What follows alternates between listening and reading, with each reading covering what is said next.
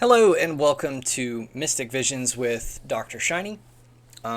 This is a monthly tarot card reading for Aries for the month of April. And this is a somewhat general reading, but if you are a subscriber to the channel, if you request at the end of the video in the comment section, I would be happy to draw a couple extra cards just specifically for you to make this a little bit more personal instead of just this general reading. But let's go ahead and get started with the monthly reading for Aries. Okay.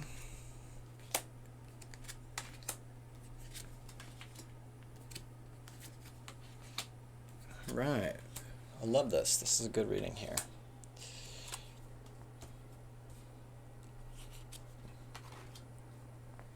All right. Got a lot of powerful energy here. Except for that overall message. Okay, so what you have for your current situation is this Temperance card. Right here. Temperance. So, Temperance... the best way to think about this, let's show you the deck here. The best way to think about Temperance is a blacksmith when he is tempering a sword. Heats it up really, really hot and bangs it with a hammer. This is all off center, isn't it? He bangs it with a hammer and plunges it into the water and does the whole thing over and over again. So by tempering the sword and putting it under extreme stress, he makes it stronger. So Temperance has this idea of mixing, hot and cold or polar opposites and these opposing ideas in such a way that there is a sometimes even violent reaction, but that violent reaction is leading to a harder, more strong end result. So if there was a quote that embodied this card, it's what doesn't kill you makes you stronger.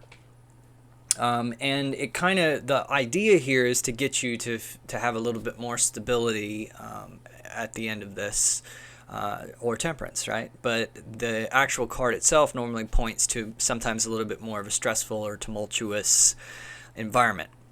So what's crossing you is this Empress, and the Empress is a little bit more of a motherly type of a figure, but here in this reverse position, there could be sort of like overprotective feminine type of energy, or somebody who, and it doesn't have to be a woman, it can be anybody, but it is an overbearing energy that is ultimately in your favor, or looking out for your interest. But sometimes what happens is people don't really know what's best for you, but they think they do, and they can be very, very adamant about doing what they think is best for you, even if it's not really what you want or what you think is best. So this could be what you're kind of going through here, is that there is a sort of overbearing, nurturing type of an energy that is grating against you or grinding your gears. Now, what you're moving away from is this King of Wands in the reverse, which means that in the past, you've been a little less likely to organize people or to drive people. You're a little bit more stand back and allow whatever happens to happen, or let people be the way they want to be. And so this could lead to this sort of dissonance that you're seeing in this present situation if you've tried to maintain a little bit more of like a hands-off mentality, and somebody else is kind of the polar opposite. They want to control the situation or guide it, hold its hand, and that can be a little bit antithetical to what you're sort of moving away from. But that's the reason that Temperance kind of sits in the middle there, because you have to learn a balance between these two ideas. This energy would not be showing up in your life if it wasn't something that you are going to have to sort of integrate into yourself a little bit, right? And very often we're turned away from the extreme examples of these things, but what we don't realize is that we have to integrate like a mild form of that whatever that is. And this is kind of what the struggle is for you. You're having to adopt a a median state between being overbearing and trying to control things and being like hands off and allowing people to do whatever they want, right? What you're headed toward, what you have in the near future here, is this Two of Coins, and this represents being a little bit stretched thin. It can be, juggling a work-life balance. It doesn't mean that you're failing. It doesn't mean that there is an inability to balance the work and life schedule, but it means that there's not a whole lot left over. It can be kind of exhausting sometimes to be in that state. So what you're going to have to do is, and the way that relates to this nurture versus, let them do whatever they want. You're not going to be able to control everything about every aspect of your life, because, you could spend all of your time on just one thing, like just on work or just on your home life. So you've got to learn to kind of delegate things or to let things go, to not worry about some things, to kind of realize where there's room to allow things to fail. So on the one hand, you got to guide people to some extent. You have to at least be there to express yourself and your life experience to others. But at the same time, you have to allow them to take what they want and go apply it on their own and learn for themselves. So that's where this kind of balance fits together. And you are headed, to that balance. That's what's in your future. So it seems as though you are at least partially aware that this process is something that's necessary for you. What you have in your foundation card here is this Nine of Wands. So the Nine of Wands represents having a little bit of, sometimes it can be a bit of a stubborn mentality that came from, and often it's bravery, but it came from going through some struggles. This guy has some injuries here, and he's like missing an eye and looks a little disheveled. So he's been kind of beat up. He's been through some things that have made him a little skeptical and a little wiser, but also a little bit more closed off sometimes, a little bit more likely to be suspicious of others around him and to not trust.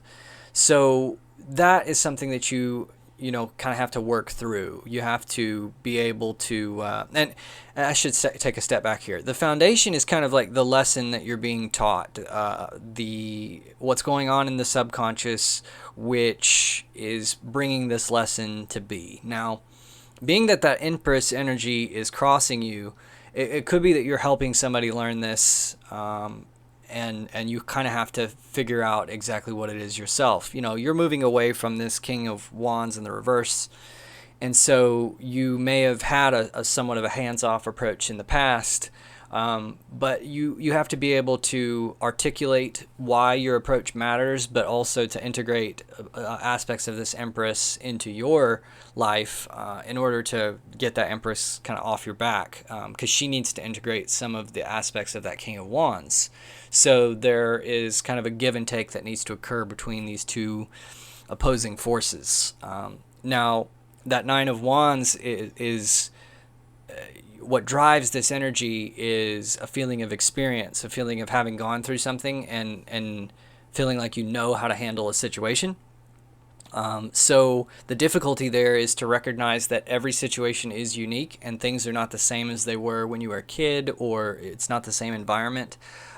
You can't step into the same river twice, right? So there is a constantly morphing flow of time that is occurring where the situation changes on a day-to-day basis. So you have to maintain, you'd be foolish to completely ignore everything that you learn in life, but you would also be a little bit foolish to assume that it's always going to be the same and that you can approach every situation the same way. So that's kind of where this Nine of Wands is coming in to teach both of you in this situation what's the temperance that you need to achieve. Now, your crowning thoughts or what's on your mind is this Ace of Cups. And the Ace of Cups represents a feeling of like a new emotion. So you're feeling something that's sort of new, that or going through an opportunity for new emotional development, where things may have been fairly stable or something in the past, but now there's this sort of new opportunity that's arisen, and your mind's on it, and you're thinking about it, and you're thinking about this change, but it's a matter of kind of approaching it with an open heart and an open mind, to be able to receive this good blessing that's coming for you. Okay, so what you have for your advice card here is the Three of Swords.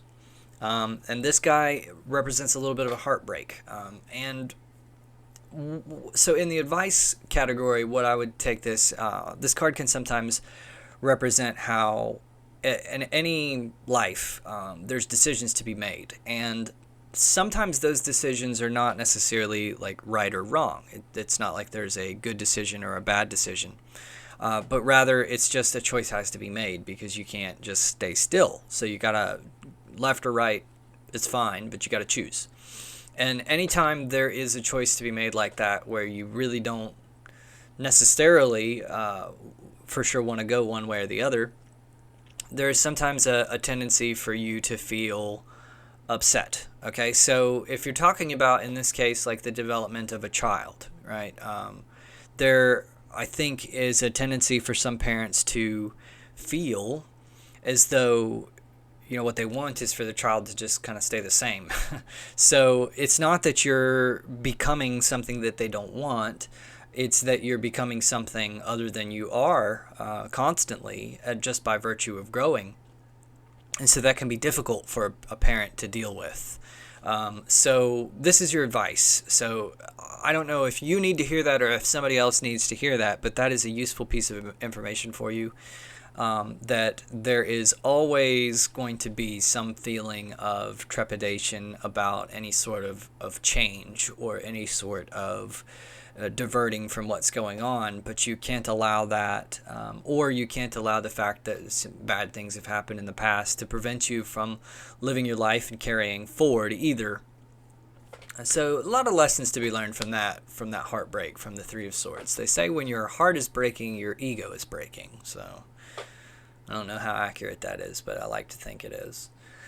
Now, your environment is the Queen of Swords, but she's in the reverse. And so this can be somebody who is quite severe, can be a little bit intellectually cocky or prickly, right? This is not always a loving, tender person. Sometimes this is somebody who she's very sharp, she's very intellectual, she's smart, she's got some common sense, but she's a little overbearing here, and she is not kind. She abuses this ability. She can be a little bit manipulative, and she can kind of, she's good at creating some enemies too.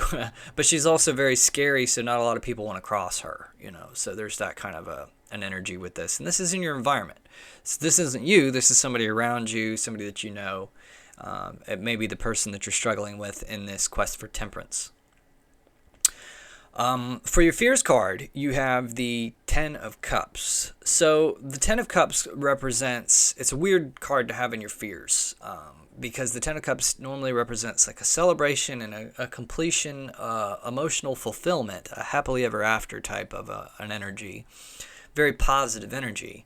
To be in your fears card, you know, there are a couple, there's really one way I would interpret that mainly, and that's that you may have some latent belief that you don't deserve happiness. Okay, so, you know, if you had a somewhat overbearing mother, what that means is that this mother had, or, you know, it doesn't have to be a mother. I told you before, it's not necessarily a woman, but there's this figure, this nurturing figure in your mind, who has driven you to go a certain direction. And if you fell short of those expectations or something, then you may have kind of drilled into your subconscious mind inadvertently that you don't deserve to be happy, that you are, or that you deserve to struggle and to have nothing, when that's not necessarily the case. So if you love somebody, and, you know, children instinctively do love their parents, they will start to take the abuse, and I use the word abuse. Maybe that's a little too strong, but they'll take that overbearing nature to be a reflection of themselves. But at the same time, your ego doesn't really allow you to think about it, so it gets suppressed and it gets dug into the subconscious, where you constantly self-sabotage because you don't really feel like you deserve that happiness or success. Because, most of us are not so self-deprecating that we go around saying, well, I suck. I just suck. You are more inclined to have a fairly happy and all right exterior, but be operating on some basic principles that you're not even conscious of, where you are seeking out situations that are not the best, where you should know better, but it's kind of, it's not working as well as it could. Your overall message, or the long-term outcome, is the Seven of Swords.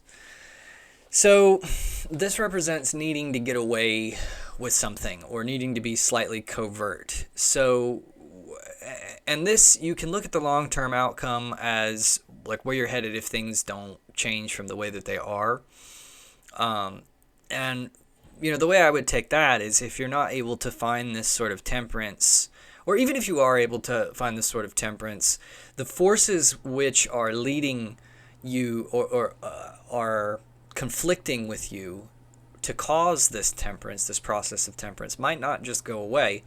You may have to learn how to sort of separate yourself from it and to get away from it. And there's a fine line to be drawn here, because this does not mean necessarily suppression, but it means to recognize when somebody is no longer looking at your best interests and is instead caught up on what they want, or images in their head, or things like that, rather than looking at the real you.